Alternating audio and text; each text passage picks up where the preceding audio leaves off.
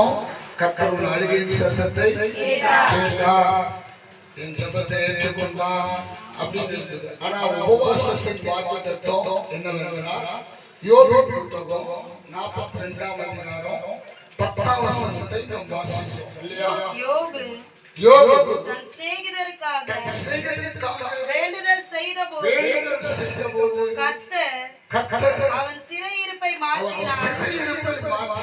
யோபுக்கு முன்னிருந்த எல்லாவற்றை பார்க்கிலும் இரண்ட தனையாய் கர்த்தர் அவனுக்கு தந்தருளினார்.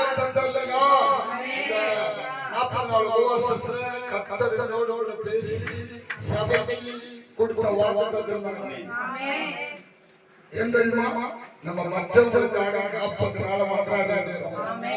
கர்த்தர் சொல்றாரு சிறையிருப்பை மாற்றி, என்ன சொல்றாங்க? சிறையிருப்பை மாற்றுவோம். யோபின் சிறையிருப்பை கர்த்தர் மாற்றினார். ஏன் தெரியுமா? அவன் தனக்காக வேண்டிக் கொள்ளவில்லை, தன் நண்பர்களுக்காக வேண்டிக் கொண்டான்.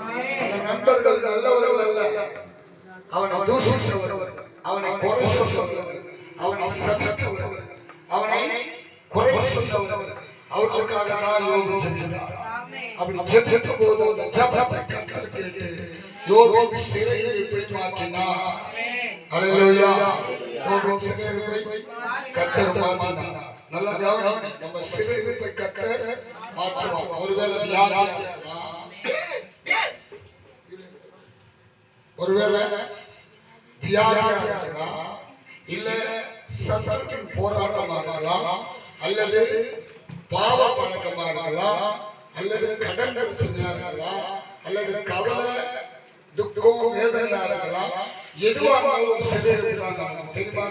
அது இருக்கிறது நம்மளால முடியாது. என்னதான் ஜெபம் பண்ணாலும், என்னதான் சபைக்கு வந்தாலும் நம்மளால என்ன பண்ண மாட்டாங்க. அந்த காரியம் நம்மளை வாட்டிக்கிட்டே இருக்கு. பாத்தீங்களா? என்னதான் ஜெபம் பண்ணி அபிஷேகம் நடந்தாலும் அது நம்மள என்ன பண்ணுவோம்? அந்த நேரத்துக்கு நல்லா இருக்கும். கொஞ்ச நேரம் போட்டு அது வந்துடும். நம்மள இப்படி பண்றாங்களே, நம்மள இப்படி செய்யறாங்களே, இப்படி ஞாபகம் வந்தோம்னா நம்ம அபிஷேகம் எல்லாருக்கும் நடக்கூடாது. எதுக்கு நம்ம யோசிக்கும் பாருங்க. இதெல்லாம் வந்து யோபு அப்படி வந்து கொண்டே இருக்குது. ஆனா யோபு ஜெபித்தான் பாருங்க, அவன் சரீரத்தில் கர்த்தர் பார்த்தான், அவன் சரீரம் சுகமானது, அவன் பொருளாதாரம் ஆசீர்வதிக்கப்பட்டது இல்லையா? அவன் இழந்த எல்லாவற்றையும் பெற்றான். அவன் சுகத்தை இழந்தான், சரீர சுகத்தை இழந்தான், பிள்ளைகளை இழந்தான், சொத்து சுகத்தை இழந்தான், வேலையாட்களை இழந்தான், எல்லாத்தையும் இழந்து நடுத்தருவில் உட்கார்ந்தான். ஒண்ணுமே இல்லை. யோபு ஓடி ஓடி சொல்லிக்கிட்டு இருந்தாங்க. இப்ப அந்த நிலையில தான் அவர் என்ன பண்றாரு? தேவனை நோக்கி ஜெபிக்கிற ஒரு மனுஷனா இருக்கிறார்.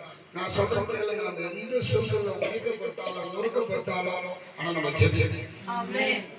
அது மற்றவங்களுக்காக ஜெபிக்கும் போது கர்த்தர் நம்ம கவனிப்பார்.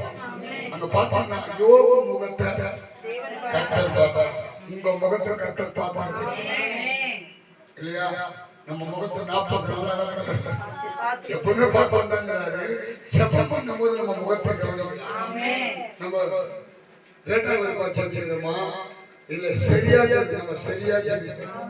உற்சாகத்துக்கு வரும் ஜெபிக்கணும் இல்ல. நம்ம எவ்வளவு பிரச்சனைகள், போராட்டங்கள், பசி பட்டினி இதெல்லாம் வந்து நம்மளுக்கு தாக்கணும். வியாதி இதெல்லாம் ஜெபிக்க வந்து உட்கார்ந்து ஜெபிச்சிருக்கிறோம். யாருக்காக? தேசத்துக்காக, அடித்து போகிற மக்களுக்காக, சபைக்காக, வளர்ச்சிக்காக எல்லாரும் ஜெபிச்சிருக்கிறோம். கர்த்தரை கேட்டு நம்ம முகத்தை பார்த்து சொல்றாரு, உன் சிறையிருப்பை நான் மாற்றி, சிறையிருப்பை மாற்றி இரட்டத்தனையானவன் வரான்.